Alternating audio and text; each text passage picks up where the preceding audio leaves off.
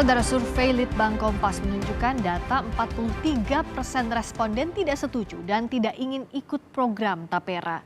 Kebanyakan menolak ikut Tapera karena membebani keuangan. Kita akan bahas bersama Deputi Komisioner Bidang Pemanfaatan Dana BP Tapera, Sid Herdi Kusuma, dan peneliti Litbang Kompas, Yohanes Advent Krisdarmajati. Selamat malam, Pak Sid, juga Mas Yohanes. Ya, selamat malam. Nah, Pak Sid, kalau dari hasil survei Litbang Kompas ini ada 43% responden tidak setuju. Alasan resistensinya adalah soal keuangan, membebani keuangan salah satunya. Apakah pemerintah akan mengkaji ulang soal ini? Oh ya, baik. Saya langsung jawab ini ya. Silakan, Pak Sid. Oke, baik, terima kasih. Jadi kalau kita lihat sebenarnya kan BP Tapera ini tugasnya adalah mengelola dana Tapera, di mana ini sesuai dengan amanah yang dipercayakan kepada kami sesuai dengan undang-undang yang berlaku. Namun perlu juga dicatat, Bapak dan Ibu sekalian, bahwa sesuai dengan peraturan pemerintah nomor 25, itu berlakunya itu maksimal di tahun 2027. Jadi kalau kita lihat dari sekarang hingga tahun 2027 nanti, masih banyak waktu untuk kita melakukan dialog, mendengar pendapat dari masyarakat, dan tentu perlu dicatat juga bahwa masih ada peraturan-peraturan yang diperlukan untuk tabungan ini dapat dilaksanakan. Jadi masih cukup waktu, kita akan terus berdialog dan juga tentu nanti menunggu arahan dari pemerintah terkait dengan peraturan yang masih diperlukan. Mungkin begitu, Mbak. Jadi masih dibuka ruang untuk dialog ya Pak ya, kalau ada masukan dari masyarakat, resistensi dan sebagainya. Saya ke Mas Yohanes agar kita bisa membedah data ini lebih dalam lagi. Boleh tolong jelaskan Mas Yohanes, sebenarnya yang paling banyak responden ini tolak soal Tapera, apakah lebih ke jumlah potongan yang terlalu besar atau karena iuran ini bersifat wajib begitu? Oke, terima kasih. Saya akan ceritakan bahwa dari hasil jajak pendapat Kompas yang kami lakukan 5-7 Juni kemarin minggu lalu, berarti ini masih baru begitu ya, dan konteksnya masih sangat dekat dengan perbincangan tentang Tapera. Ada 3 temuannya di sini, yaitu adalah yang pertama tentang skema kepesertaan yang bersifat wajib. Itu memang menjadi salah satu hal yang menjadi faktor yang membebani pekerja terutama begitu. Kemudian yang kedua adalah nilai potongannya yang sejumlah 2,5%. Yang mana ini kan bersifat akan berlaku nasional seperti itu ya.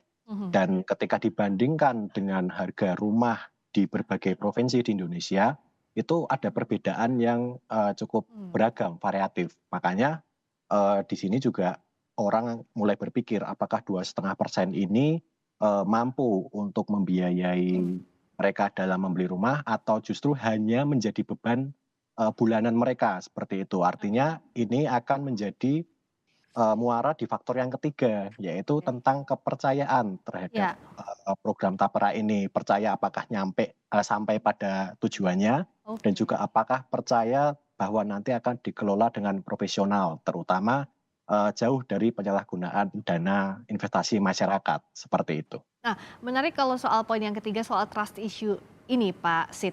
Bagaimana komitmen pemerintah karena saat warga dipotong penghasilan bulanannya, lalu akan kemana nantinya, apakah bisa diambil dalam waktu berapa lama dan sebagainya, ini seperti apa pemerintah menjaminnya dan menggodoknya, dan masukan apa saja yang sudah masuk ke pemerintah sejauh ini? Oke, baik. Pertama mungkin Mbak, yang perlu diketahui bahwa BP Tapera ini mengutamakan transparansi dan akuntabilitas. Bahwa kami ini sesuai dengan peraturan yang ada, ditugaskan untuk mengatur dan mengawasi pengelolaan dana Taperanya. Dalam melakukan fungsi ini, kami langsung diawasi oleh OJK, Otoritas Jasa Keuangan, dan juga Komite Tapera.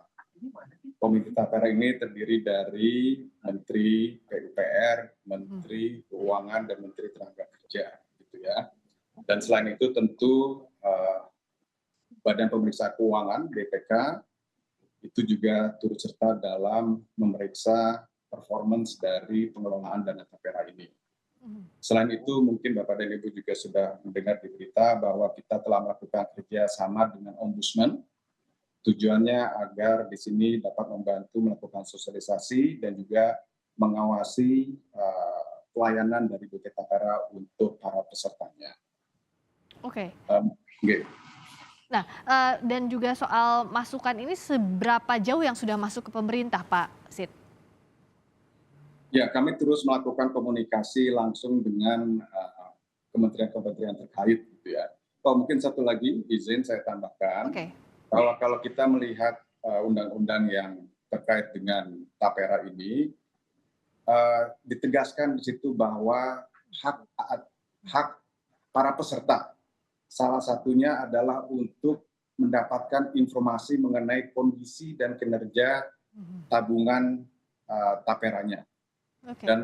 Dan para peserta juga berhak untuk mendapatkan informasi dari manajer investasi dan hasil audit atas performance pengelolaan dana Tapera tersebut. Jadi hak peserta atas transparansi dan akuntabilitas itu sudah tertera jelas di dalam undang-undang. Oke, nah Mas Yohanes, bicara soal respons dari para responden ini, apakah juga terkait dengan kalau dibuka ruang dialog oleh pemerintah, mereka menerimanya, artinya juga masih membuka ruang kalaupun ada aspirasi yang ingin disampaikan ke pemerintah soal sikap mereka terhadap Tapera? Oke, di sini ada temuan menarik yang bisa kita interpretasikan bahwa ada 12% responden yang mereka itu setuju dengan Tapera sebenarnya ya, tetapi enggan ikut serta dalam iurannya. Artinya sebenarnya masih ada peluang untuk negosiasi dengan publik atau masyarakat begitu. Dan juga akan saya tambahkan satu hal yang cukup menarik, yaitu kita meng-highlight publik yang setuju dengan Tapera ketika saya analisis berdasarkan status sosial ekonomi. Ternyata mereka mayoritas datang dari kalangan atas dan menengah ke atas. Ya, sebenarnya pemerintah ini kan juga punya kuota di mana mereka orang-orang yang bisa menabung secara penabung yang mulia kalau biasa disebut begitu ya. Nah, itu sebenarnya juga bisa dimanfaatkan untuk dikelola lebih baik. Artinya pendekatan-pendekatan yang lebih terbuka dan juga akuntabilitas tentunya akan meningkatkan kepercayaan kepada berbagai pihak dan terutama pada publik. Seperti itu. Termasuk juga soal ini wajib dan tidak wajib itu jadi sorotan juga ya Mas Yohanes ya? Betul, iya. Karena ketika di kata kuncinya adalah tabungan, itu artinya kan sukarela, begitu ya. Tapi tidak dengan yang direncanakan pemerintah hingga paling tidak sekarang. Belum ada revisi soal itu, sukarela gitu. Ya, nah untuk soal kata sukarela ini Pak Sid, apakah akan dikaji, akan betul-betul diberikan ruang untuk kajian aspirasi masyarakat? Karena kalau Pak Sid juga mungkin mendengarkan dan juga dari survei Litbang Kompas saat ini frasanya wajib, itu banyak penolakan karena dianggap memberatkan potongan-potongan yang sudah diterima juga setiap bulannya begitu.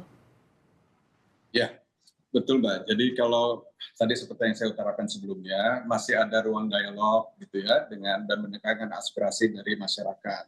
Kembali lagi ini berlaku nanti paling lambat 2027 gitu ya. Jadi masih ada waktu untuk kita terus berdialog, langsung mendengarkan aspirasi dari masyarakat, dari organ masyarakat juga, dan juga menterussertakan tentunya pemerintah dalam hal ini. Oke, termasuk juga soal siapa-siapa saja yang dikenakan Tapera ini. Karena kalau kita lihat kan dari sebelumnya juga yang sudah dijelaskan oleh pemerintah, tidak hanya pekerja kantoran saja, tapi juga freelancer atau pekerja lepasan ini juga akan dikenakan. Nah, hal-hal sedetail itu apakah sedang disiapkan sebelum nanti 2027 kalau rencananya ini akan diberlakukan? Ya, tentu Mbak. Jadi seperti yang tadi saya utarakan bahwa di komite Tapera kami, itu juga ada unsur dari Kementerian Ketenagakerjaan yang tentu nanti melalui dialog ini beliau juga turut serta dan mendengar langsung aspirasi dari masyarakat, termasuk juga yang tadi yang freelancer, para pekerja informal, itu tentu akan didengar aspirasinya. Oke, dan ini tentu jadi harapan masyarakat bahwa aspirasinya betul-betul diserap oleh pemerintah, dikaji lebih dalam lagi kalau tadi ada komponen-komponen yang tidak disetujui agar komunikasinya betul-betul berlangsung dua arah ya. Karena ini bicara soal pendapatan penghasilan pasti akan sangat sensitif untuk masyarakat. Terima kasih Pak Sid Herdi Kusuma, Deputi Komisioner Bidang Pemanfaatan Dana BP Tapera. Terima kasih juga Mas Yohanes Advent Krisdar Marjati, peneliti Litbang Kompas. Selamat malam. Ini mau semuanya.